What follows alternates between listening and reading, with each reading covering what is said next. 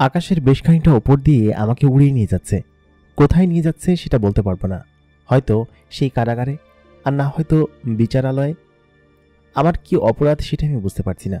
আমাকে পরীটার কাছ থেকে কেন ধরে নিয়ে আসা হলো, পরীটাকে কেন এরকমভাবে ধরে নিয়ে যাওয়া হলো, আর এত শূন্য সামন্ত দিয়ে আমাকে কেন ধরে নিয়ে যাওয়া হচ্ছে, এটাই আমার মাথায় আসছে না। পাশে থাকা একজন জিনকে বললাম, আমাকে কোথায় নিয়ে যাওয়া হচ্ছে, সেই কারাগারে নাকি অন্য কোথাও? জিনটা তখন বলল, তোমাকে মৃত্যুদণ্ড দেওয়ার জন্য নিয়ে যাওয়া হচ্ছে। আগে বিচার হবে, তারপর। তুমি ওকে অপহরণ করেছ এবং সেই সাথে রাজ্যের অন্যান্য আরও অনেক জিনকে গায়েব করেছ। তুমি একজন জাদুকর এবং জাদুর বলে তুমি কারাগার থেকে পালিয়েছ। তোমার কতগুলো শাস্তি হবে তুমি বুঝতে পারছো? আমি তখন বললাম যে আমি সামান্য একজন রাখাল বালক, আর আমি থাকি আমার মায়ের সঙ্গে একটা প্রত্যন্ত গ্রাম অঞ্চলে।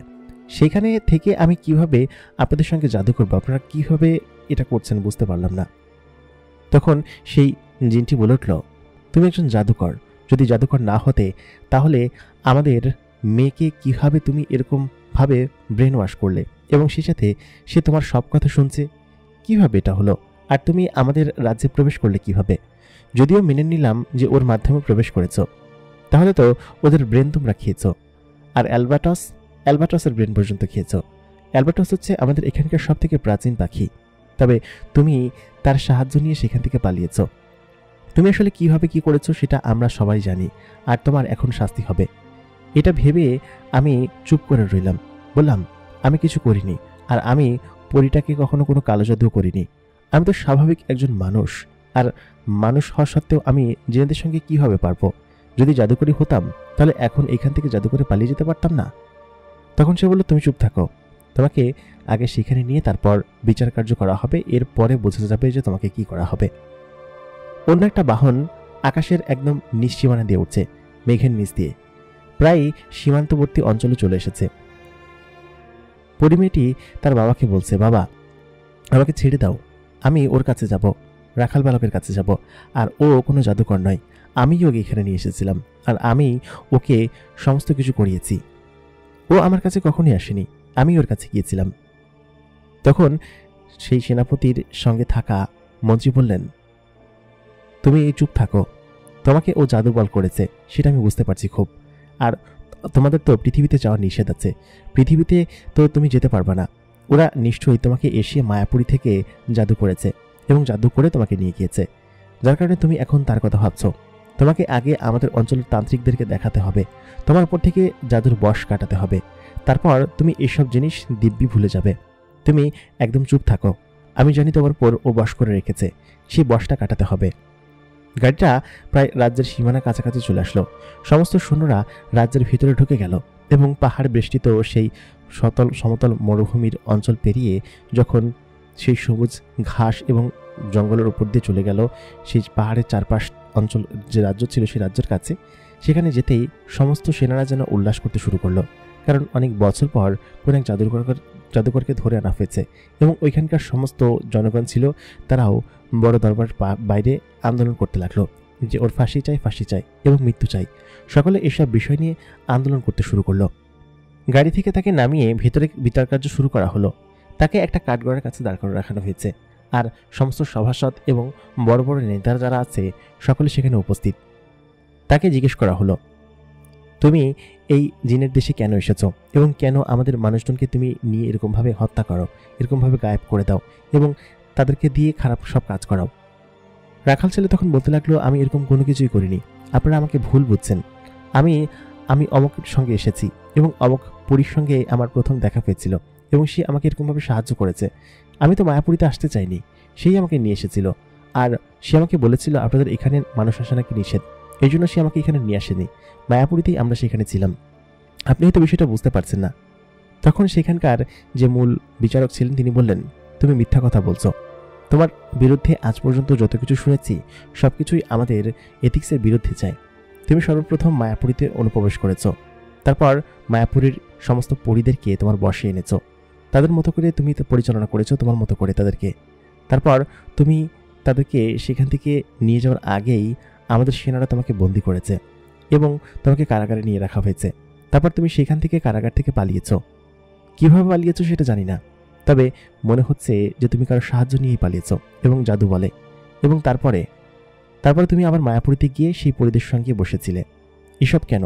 এসব তো নিশ্চয়ই তোমার জাদুর প্রমাণ দেয় এবং তুমি যখন ব্ল্যাক ম্যাজিককারী সেটারই প্রমাণ দেয়।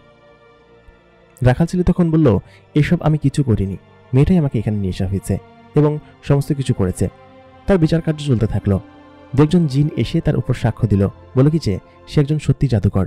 কারণ হচ্ছে তাকে কারাগারে এরকমভাবে খুলে রাখা হয়েছিল এবং আটকেও রাখা হয়েছিল, কিন্তু কারাগারে এত বড় রক্ষী বেষ্টনী ভেদ করে সে বাহিরে কিভাবে গেল সেটাই বুঝতে পারলাম না।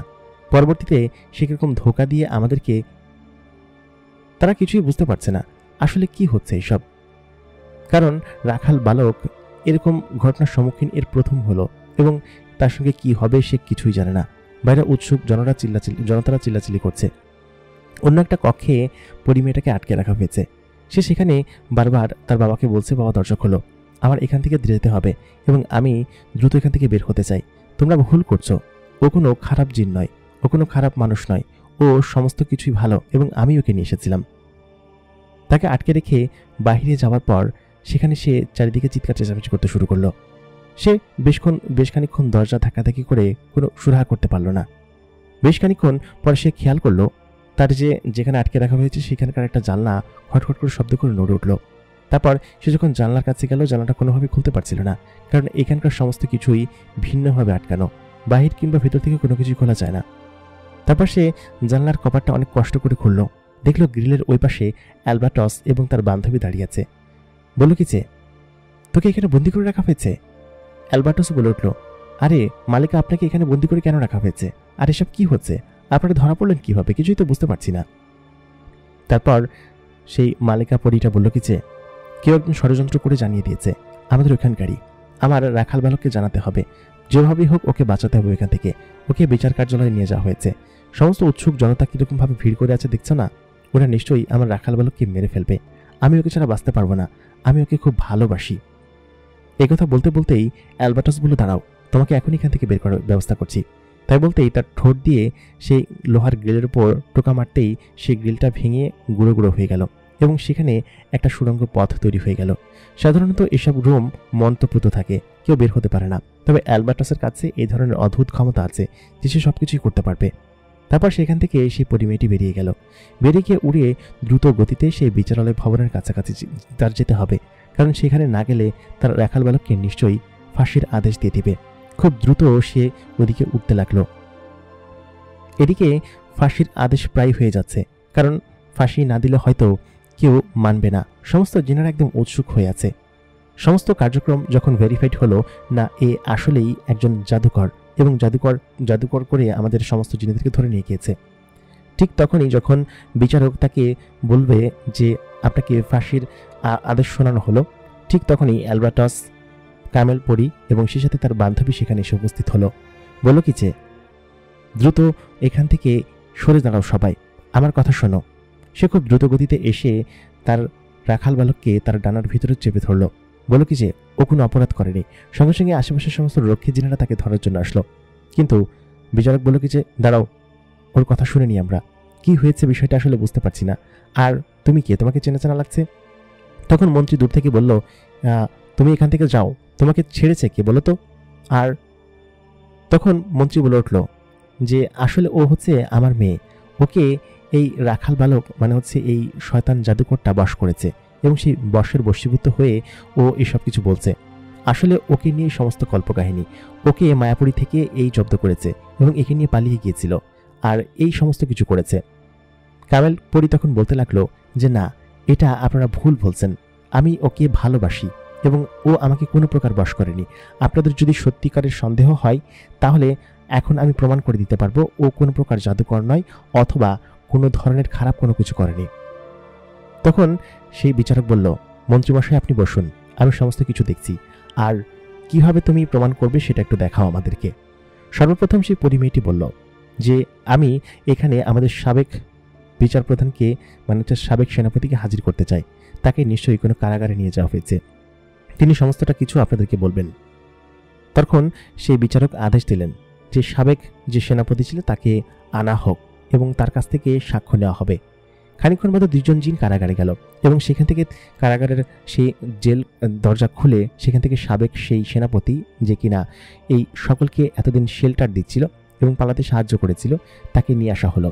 নিয়ে আসার পর বলল কি যে, হুজুর, আপনি যাকে জাদুকর ভাবছেন সে আসলে কোনো জাদুকর নয়, সে হচ্ছে অমক গ্রামের উপত্যকায় থাকা একজন সাধারণ ছেলে।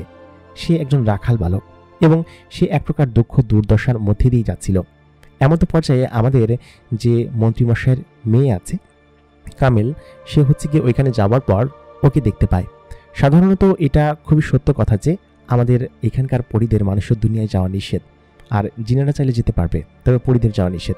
তবে মন্ত্রীমশাইয়ের মেয়ে সেই নিয়ম ভঙ্গ করে প্রতি পূর্ণিমায় একবার করে সেখানে যেত এবং সেখানে গিয়ে তার সঙ্গে যখন এই ছেলেটির পরিচয় হয় এবং পরিচয় হবার পরে ওর সঙ্গেই ওইখানে ওর সম্পর্ক গড়ে ওঠে এবং ওকে নিয়ে আসা হয় মায়াপুরীতে। সেখান থেকেই ও কতদিন এখানে থাকে এবং থাকার পর যেসব জিনেরা ওকে দেখে ফেলে, দেখে ওকে কারাগারে বন্দি করে এবং এর পরবর্তীতে যেহেতু মন্ত্রীমশাইয়ের মেয়ে ওকে পছন্দ করে এবং ওকে সেভ করার ওয়াদা করেছে, সেজন্য আমি, অ্যালবার্টাস এবং ওর বান্ধবী মিলে ওকে কারাগার থেকে বের করে নিয়ে আসার চেষ্টা করি। কারণ হচ্ছে আমি জানতাম যে আপনারা সকলে ভুল করছেন এবং সেই ভুলের কারণে একজন নিরীহ সাধারণ মানুষের প্রাণ যাবে, সেটা আমি খুব ভালোভাবেই জেনে তারপর সাহায্য করেছি। এখন আপনি হয়তো আমাকে এই জনের জন্য বিচার করতে পারেন, তবে সেটার জন্য যে কোনো কিছুর বিচার আমি মাথা পেতে মেনে নিতে রাজি আছি। তবে আমাকে এর আগে কিভাবে ষড়যন্ত্র করে এই রাজ্য থেকে বিতাড়িত করা হয়েছিল এবং এই রাজ্যের বাহিরে আমি ঘুরে ফিরে বেরিয়ে সেসব বিষয়ে আপনাকে জানানো প্রয়োজন। তারপর সেই মূল কারারক্ষীর যে সদস্য ছিল, মানে হচ্ছে মরুভূমির রাজ্যের যে মূল সেনাপতি ছিল, তাকে ডাকা হলো এবং তাকে ডেকে সমস্ত সাক্ষ্য প্রমাণের ভিত্তিতে তাকে প্রমাণিত করা হলো যে সে এক প্রকার রাজদ্রোহিতা করেছে এবং তাকে তো অলরেডি কারাগারে বন্দি করার আদেশ দেওয়া হয়েছে। কারণ হচ্ছে এই হচ্ছে সেই সেনাপতি যে কিনা ষড়যন্ত্র করে আমাদের আগের সেনাপতিকে এই দেশ ছাড়া করেছিল এবং তার ষড়যন্ত্রের প্রমাণও দেখালো। তারপর বিচারক বলল যে তুমি ওখানে খানিকটা অপরাধ করেছো, তোমার বিচার খানিকটা পরে করা হবে এবং সেই কারারক্ষীকে এবং সেনাপতিকে বন্দী করা হোক। তারপর সমস্ত জিনেরা, কয়েকজন জিন তাকে বন্দী করার জন্য দক্ষিণের আকাশের দিকে গেল, কারণ সেইখানে এখন উপস্থিত নেই। বেশ খানিকক্ষণ পরে তারপর মন্ত্রী বলে উঠল, এইটা তো তোমার কথা অনুযায়ী প্রমাণ হবে না, ও নিশ্চয়ই এমন কোনো কিছু করেছে যার কারণে আমার মেয়েরা এখানে গিয়েছে, আমার মেয়েদের দোষ এখানে আসছে কিসের জন্য?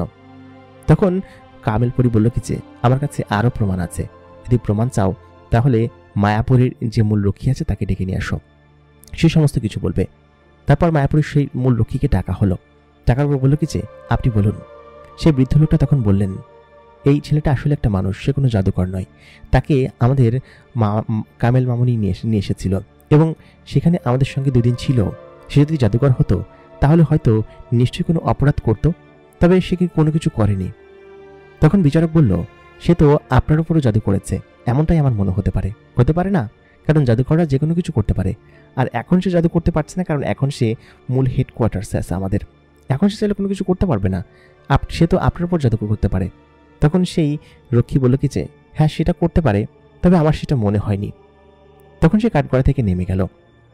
তারপর সেই বিচারক বলল, এতটুকু সাক্ষী প্রমাণ অবশ্যই যথেষ্ট না, কারণ সে যে কারোর উপর অবশ্যই জাদু করতে পারে এবং জাদু করে এসব কিছু বলাতে পারে, তোমার উপরে হয়তো জাদু করতে পারে, কিন্তু এটা তো সঠিক প্রমাণ হলো না। তারপর সেই কামেল পরীটা বলে উঠল, আপনার যদি এতই সন্দেহ হয় তাহলে কয়েকজন জিন পাঠিয়ে দেখুন ও কোথায় থাকো এবং কি করতো, সেসব বিষয়ে আপনি জানতে পারবেন। অথবা আপনাদের ওই এলাকার যেসব জিনেরা থাকে ওই অঞ্চলে তারাও বলতে পারবে যে তারা কি করে। তখন সেই বিচারক 2জন জিনকে ডাকলেন, বললেন কি যে তুমি ওই এলাকায় গিয়ে তদন্ত করে খবর নিয়ে আসো যে আসলেই ও ওই এলাকায় থাকতো এবং এই পরী ওইখানে গিয়েছিল কিনা, সেসব বিষয়ে খোঁজ নিয়ে আসো।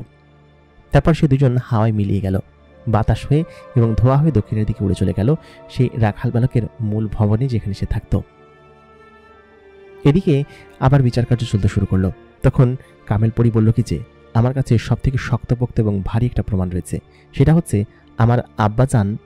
ঠিক তখনই মন্ত্রী তাকে থামিয়ে দিলেন, বলেন কি যে ও সব মিথ্যা কথা বলছে, ও প্রমাণ করার চেষ্টা করছে যে এ কোনো শয়তান না, এ একজন ভালো মানুষ, একে দ্রুত এখান থেকে ফাঁসির দাবি জানানো হোক। মন্ত্রী সেটা বলল। তখন কামেল পরি বলল, আব্বাজান আমার কথা শুনুন, আপনি আমাকে ওর সঙ্গে থাকতে দিবেন না, সেই জন্য এসব কথা বলছেন। তবে আপনি কিন্তু আমাকে বাহনে আসার সময় বলেছিলেন যে আমার এখানকার তান্ত্রিক দ্বারা এক প্রকার তাবিজ দিতে হবে, যদি সেটা সম্পূর্ণ হয় তাহলে আমার উপর থেকে ঘোর কেটে যাবে। ডাকুন আপনাদের সেই তান্ত্রিকদেরকে, যে আমার উপর থেকে ঘোর কাটাতে পারে এবং জাদুকরের নেশা কাটাতে পারবে।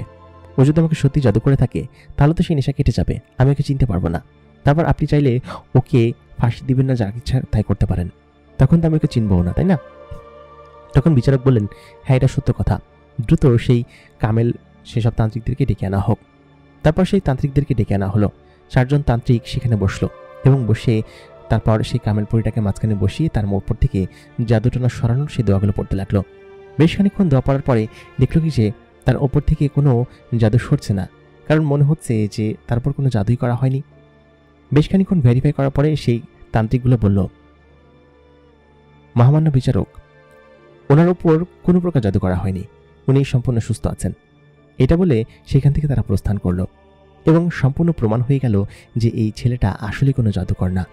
ঠিক তখনই পরীটা উড়ে গিয়ে তার সেই রাখাল বালককে জড়িয়ে ধরল, বলল কি যে আমি ওকে পছন্দ করি এবং আমি ওকে ভালোবাসি, আমি নিজের ইচ্ছায় সেখানে গিয়েছিলাম এবং নিজের ইচ্ছায় ওকে আমি মায়াপুরীতে নিয়ে এসেছি।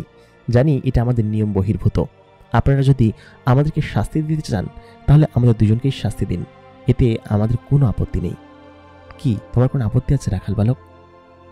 তখন রাখাল বালক বলে উঠল, না আমার কোনো আপত্তি নেই, আমিও তোমাকে খুব ভালোবাসি এবং আমি তোমার সাথে বাঁচতে এবং মরতে পারি, আমি তোমার সাথে সবকিছু করব, হয়তো বাঁচবো না হয় মরব। সমস্ত রাজ্য একদম থমথম হয়ে আছে, কারণ ঘটনার মোড় অন্যদিকে চলে গিয়েছে।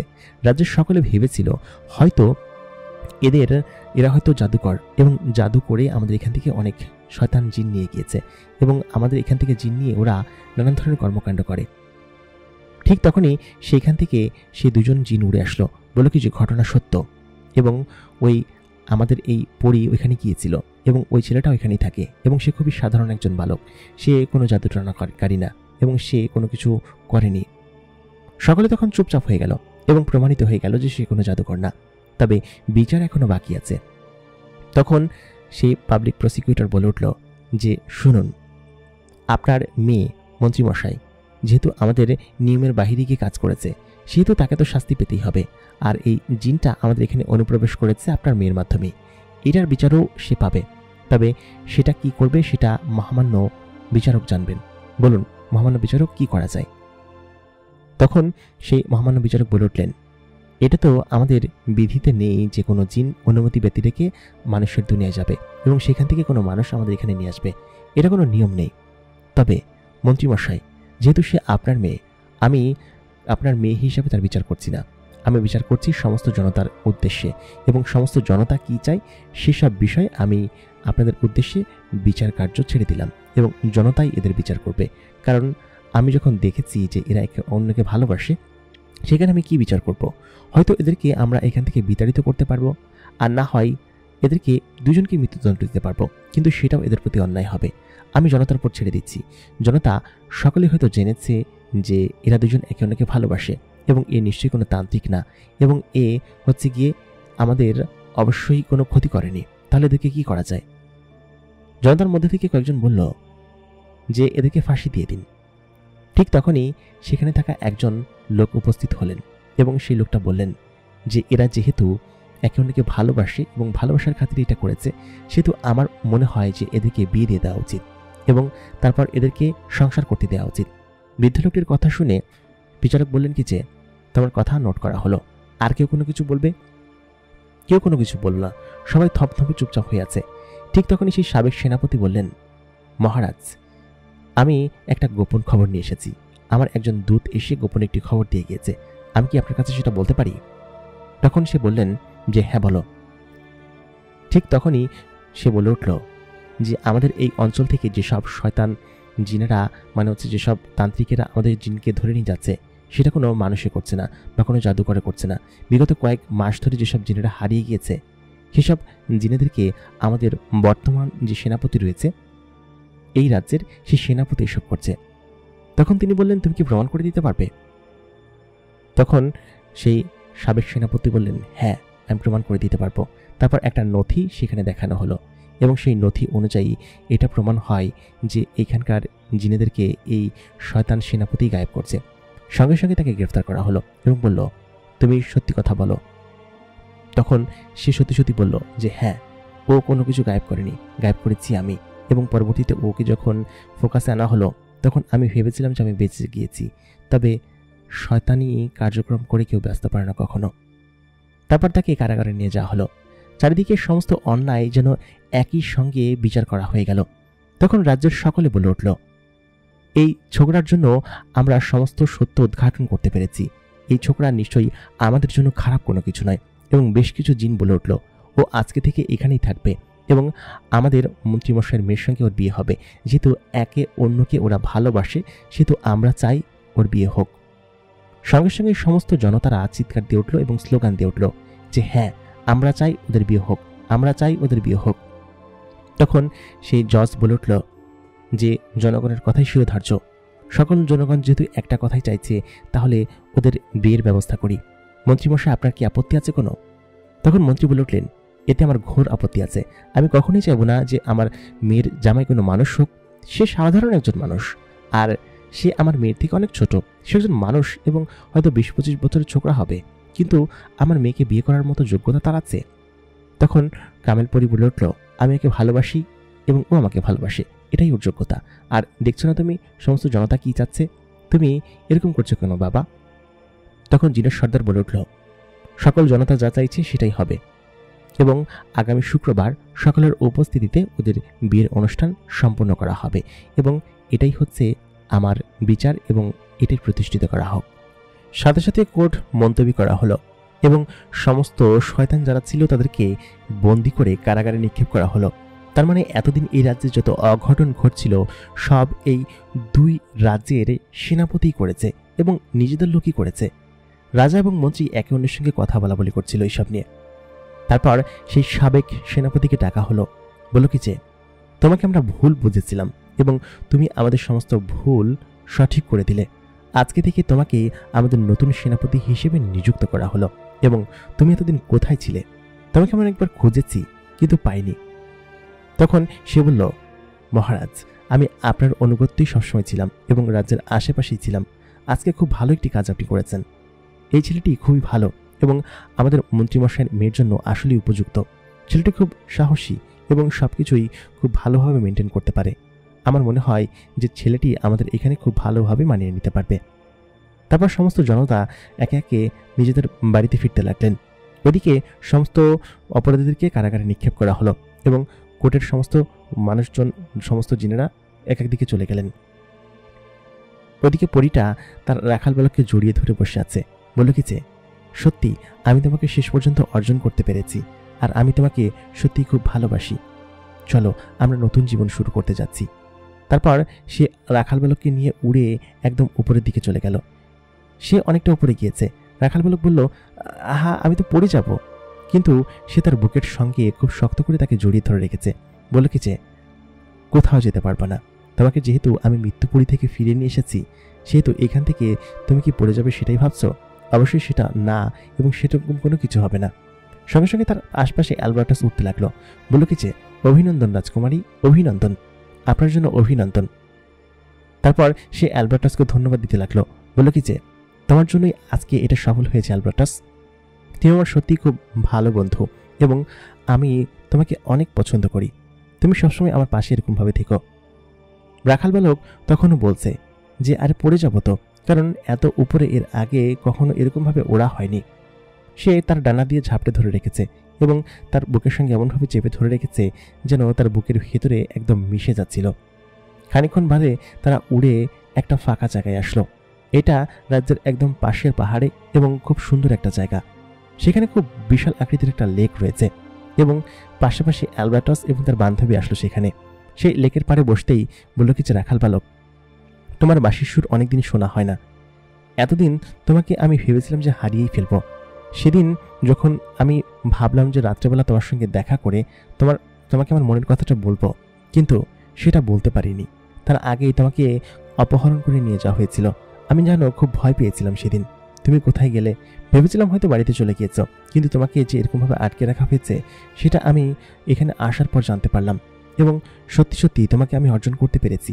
এটাই আমার সব থেকে বড় চাওয়া। আমি তোমাকে আমার মতো করে পেতে চলেছি। আমি সত্যিই তোমাকে খুব ভালোবাসি। তাই বলে মেয়েটি রাখাল বালকের কাছে এগিয়ে গেল এবং তার ঠোঁটে ঠোঁট রেখে চুমু খেতে লাগলো। তার ডানা দিয়ে চারপাশটা ঢেকে রেখেছে। তারা যে চুমু খাচ্ছে সেটা তার বান্ধবী অথবা অ্যালবার্টাস দূর থেকে দেখছে না, কারণ বিশাল আকৃতির ডানা দিয়ে তারা ঢেকে রেখেছে এবং অনেকক্ষণ চুমু খেলো। এই প্রথমবার মতো রাখাল বালকের মনে আনন্দ ফুটেছে, কারণ সে তার পছন্দের এবং ভালোবাসার জিনটিকে পেয়েছে এবং পরিটিকে সে প্রথম দিন থেকেই পছন্দ করে।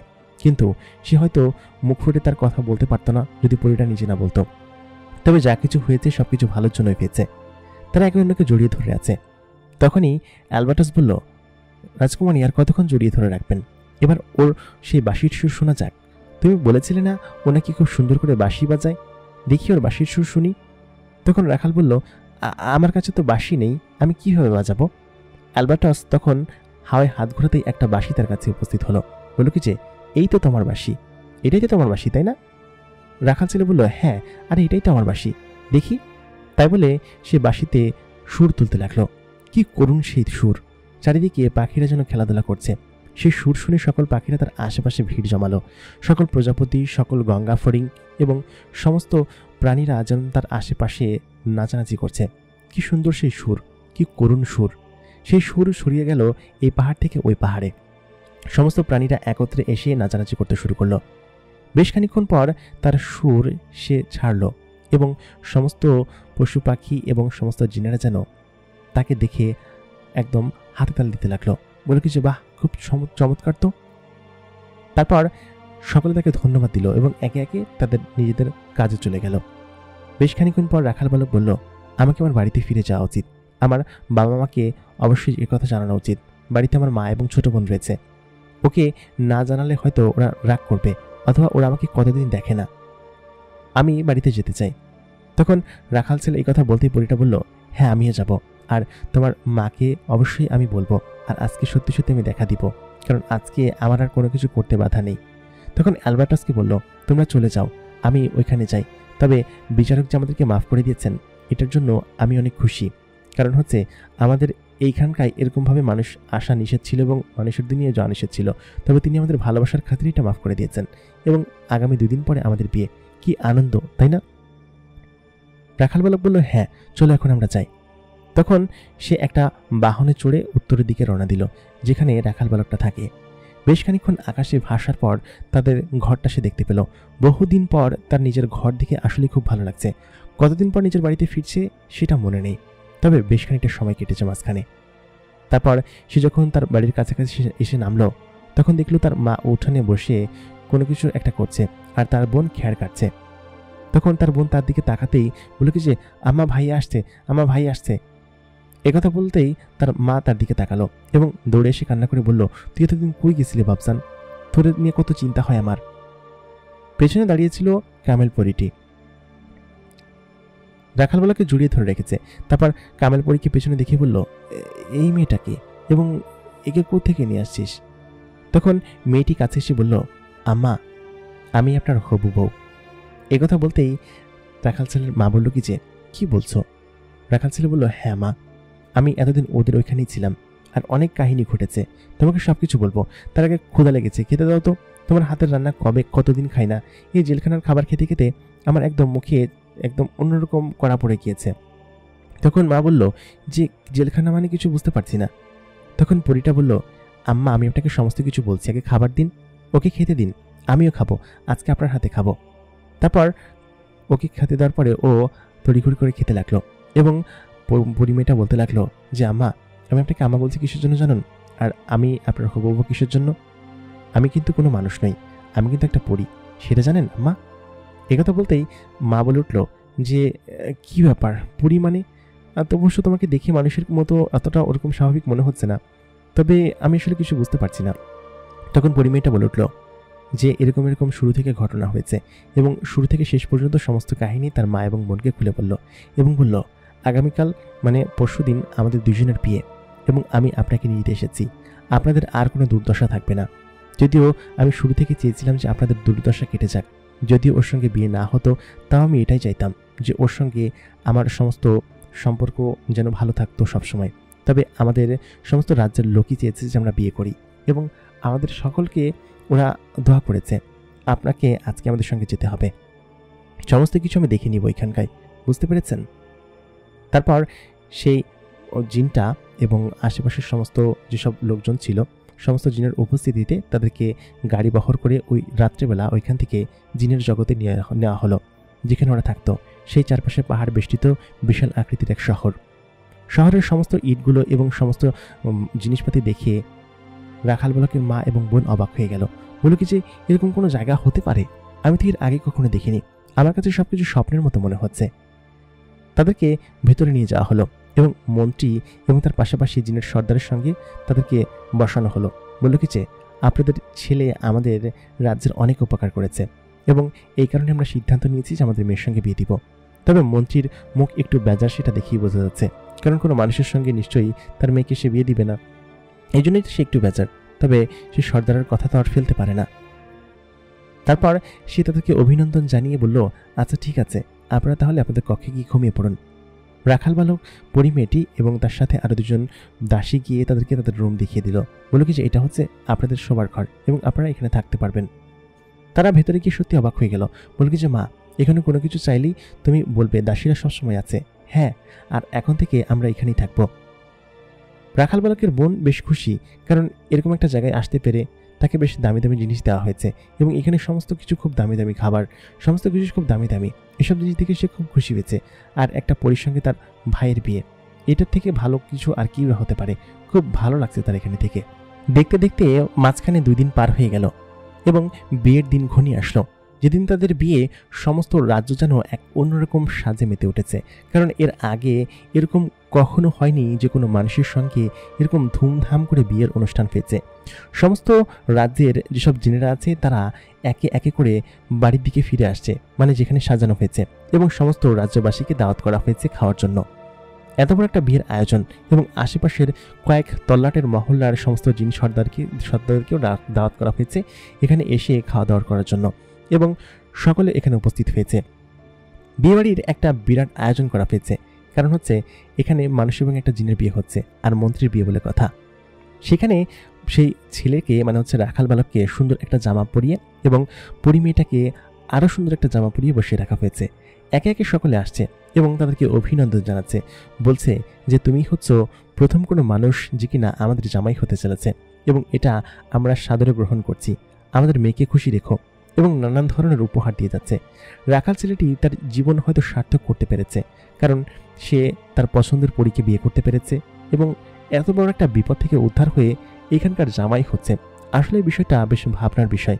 পুরো রাজ্যের চারিদিকে যেন অন্যরকম একটা আমেজ সৃষ্টি হয়েছে এবং সমস্ত কর্ম বন্ধ করে তারা বিয়ের অনুষ্ঠানে যোগদানের জন্য এসেছে। রাখাল বালকের পাশে সেই সেনাপতি এসে বসলো। বলল কি যে তোমার জন্য এই রাজ্য আজকে এত সুন্দরভাবে আনন্দে মেতে উঠেছে, কারণ তুমি না থাকলে হয়তো আমি আবার পুনরায় এখানে ফিরে আসতে পারতাম না। আর তোমার জন্য হয়তো ওইসব শয়তানদেরকে আমি ধরতে পেরেছি, কারণ তুমি যখন আমাকে সমস্ত হিন্টসগুলো দিলে যে এরকমভাবে ওইখানে কি হচ্ছে, সেসব বিষয় সম্পর্কে আমি আসলেই জানতাম না। তুমি জেনে আমাকে সমস্ত তথ্যগুলো দিয়েছ, যেটা কিনা আমার জন্য খুব সাহায্য করেছে এবং আমার সমস্ত তথ্যগুলোর সঙ্গে মিলে গিয়েছে, যার কারণে আমি সমস্ত লোকেদেরকে শাস্তি দিতে পেরেছি এবং তোমাকে তোমার নতুন জীবনের জন্য অভিনন্দন। রাখাল ছেলে তখন বলল যে আপনিও তো আমার জন্য অনেক উপকার করেছেন, আপনাকেও ধন্যবাদ, এবং আপনি অবশ্যই এই রাজ্যের ভালো করবেন সেটা আমি জানি। খানিকক্ষণ বাদে সেখানে কাজী আসলো এবং ধুমধাম করে সকলের উপস্থিতিতে সেখানে বিয়ের কাজ সম্পন্ন করা হলো।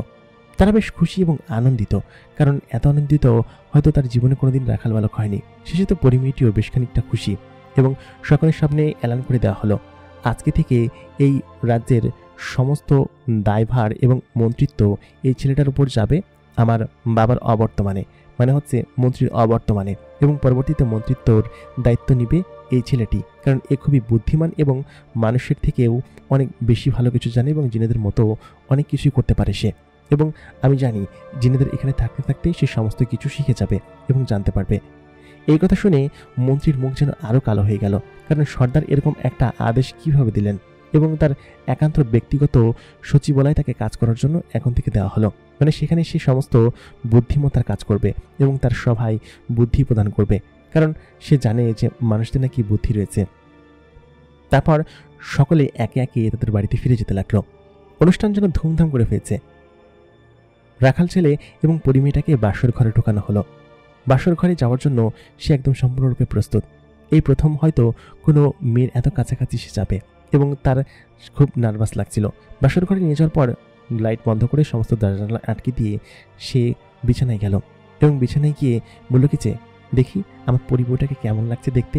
সত্যি আজ এত বছর পর আমার সেই মনের ইচ্ছা পূরণ হলো, কোনো একটা সুন্দরী বউকে বিয়ে করা। এবং সত্যি আমি তোমাকে সুন্দরী বউ হিসেবে পেয়েছি এবং আমি তোমাকে সত্যি খুব ভালোবাসি, তোমাকে খুব পছন্দ করি জানো। পরিমেয়েটি তখন বলল, হ্যাঁ আমার কাছে আসো, দেখো তোমাকে কি করি।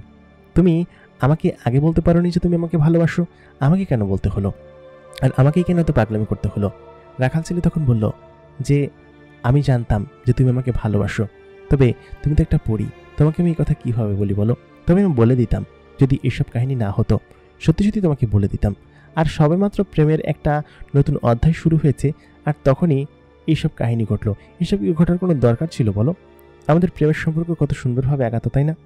আর দেখো, আমাদের প্রেমের সম্পর্ক হয়ে গেলেও কিন্তু আমরা বিয়ে করতে পারতাম না, কিন্তু সমস্ত কিছু যা হয়েছে ভালোর জন্যই হয়তো হয়েছে। দেখি, তাই বলে রাখাল ছেলে পরিমেয়েটার উপর চড়ে বসলো এবং তার হাত বিছানার সাথে চেপে ধরে তাকে চুমু খেতে লাগলো। বলল কি যে, চলো আজকে রাত শুধু আমাদের। তাই বলে তারা একে অন্যের প্রতি ভালোবাসায় ডুবে গেল। রাজ্যের চারিপাশে যেন অন্যরকম একটা থমথমে পরিবেশ সৃষ্টি হয়ে রয়েছে, কারণ হচ্ছে এখানে যেন সমস্ত সুখ বিরাজমান হয়েছে। চারিদিকে যেন অন্যরকম এক ধরনের গীতি বয়ে চলেছে, কারণ একজন রাখাল ছেলে, একজন মানুষ তাদের এখানকার একটা বড় পদের দায়িত্ব গ্রহণ করেছে এবং সেটা করার পর থেকে তাদের এখানে সমস্ত কিছু যেন খুব ভালোভাবে চলছে এবং সমস্ত কিছু যেন অন্যরকমভাবে চলাচল করতে শুরু করেছে। একজন মানুষের বুদ্ধি আসলেই বেশ ভালো। তাদের বিয়ে হয়েছে বেশ কয়েকদিন হলো এবং একটা মাস পার হয়ে গেল, অথচ কিছুই টের পাওয়া গেল না। এই এক মাসে তাদেরকে শুধুমাত্র কর্মবিরতি দিয়ে একা থাকতে দেওয়া হয়েছে এবং তারা বেশ সুখেই আছে। কিছুক্ষণ পরে এসে সেই রাখাল ছেলের মা বলল, আমাদের বাড়িতে ফিরে যাওয়া উচিত, বাড়ির অবস্থা কি হচ্ছে কে জানে। তখন তাদের পুত্রবধূ মানে হচ্ছে কামেল পরি বলল যে, আম্মা যাবো তো, বাড়িতে অনেকদিন যাওয়া হয় না, আপনারা এখানে আসলেন কিভাবে যে এতদিন কেটে গেল সেটা বুঝতেই পারিনি। দেখি আজকে আমি বাবার সঙ্গে কথা বলে আমরা বাড়ির দিকে যেতে পারি কিনা, তবে সেটার জন্য আমার বাবার কাছ থেকে অনুমতি নিতে হবে। বাবা আমাদের উপর এমনিতেই রাগ করে আছে, তিনি কি চান না চান আল্লাহ মাহবুদ জানেন। তারপর মেয়েটি তার বাবার কাছে গেল, বলল কি যে, বাবা আজকে আমি ওইখানে যাব, আর আমি আমাদের সর্দারের কাছ থেকে অনুমতি নিয়েছি, যেহেতু ওরও একটা বাড়ি আছে এবং সেখানে যেতে হবে। সর্দার অনুমতি দিয়ে দিয়েছেন। তখন সেই মন্ত্রী বললেন, অনুমতি যখন দিয়ে দিয়েছে তখন আমার কাছে শুনতে আসার দরকার কি? তোমরা নিজেদের ইচ্ছাই করেছো এবং নিজেদের ইচ্ছাই যা মন চায় করো। তারপর পরিমণিটা বললেন কি যে, বাবা এরকম রাগ করছো কিসের জন্য? আমি জানি যে তুমি রাগ করে আছো, তবে হয়তো আর বেশি দিন রাগ করে থাকতে পারবে না। তারপর বলল, তুমি এখান থেকে যাও তো, তোমার সঙ্গে কথা বলতে ইচ্ছে হচ্ছে না। তারপর পরি মেয়েটি সেখান থেকে চলে আসলো, এসে বিশাল আকৃতির এক বাহন রেডি করলো, কারণ এই বাহনে করেই তারা তাদের শ্বশুর বাড়িতে যাবে, মানে যেখানে সে থাকে আর কি। এবং সেখানটা বেশ আগেই সংস্কার করা হয়েছে। অনেকদিন পরে রাখাল ছেলে, তার মা এবং তার বোন বাড়িতে ফিরছে। বাড়ির কি অবস্থা কে জানে, নিশ্চয়ই সেখানকার গরু ছাগল ভেড়াগুলো এতক্ষণ মরে একদম সিটকে আছে। একথা শুনতে পরিমেয়েটা বলল, হ্যাঁ তোমাকে বলেছে, তোমার এত আদরের সমস্ত কিছু আমি বোধহয় সেখানে রেখে দিয়েছি, ওইগুলো আমাদের রাস্তা বলে আছে এবং সেখানেই খুব আদরে পালন করা হচ্ছে। আর বাড়িতে গিয়েই বা কী করবা, সেখানে তো তেমন কিছু নেই তাই না?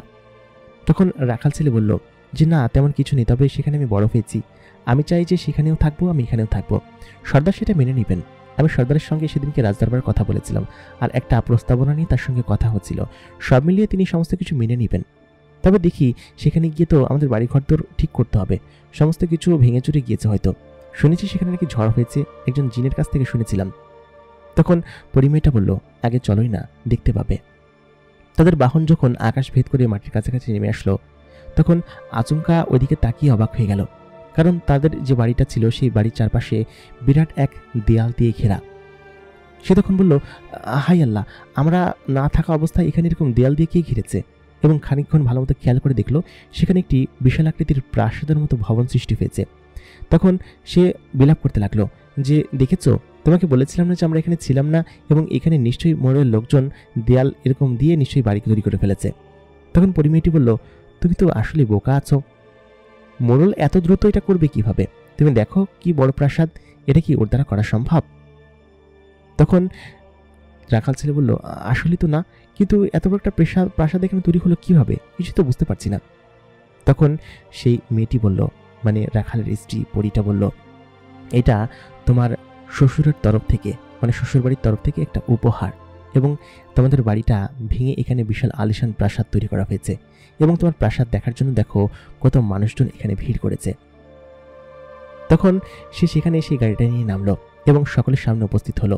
উপস্থিত হওয়ার পরে বলল, আরে বাবা, তুই কোত্থেকে আসলি, আর তোর বাড়িঘর তোর এমন হয়ে গেল কিভাবে, আর তোর পোশাক আশাক সমস্ত কিছু, আর এটা কে? তখন রাখাল ছেলে বলল, এটা হচ্ছে আমার স্ত্রী, এবং ওরা খুব বড় লোক, ওরাই আমাকে এই বাড়িটা উপহার দিয়েছে, এবং এই বাড়িটা এখন আমাদের।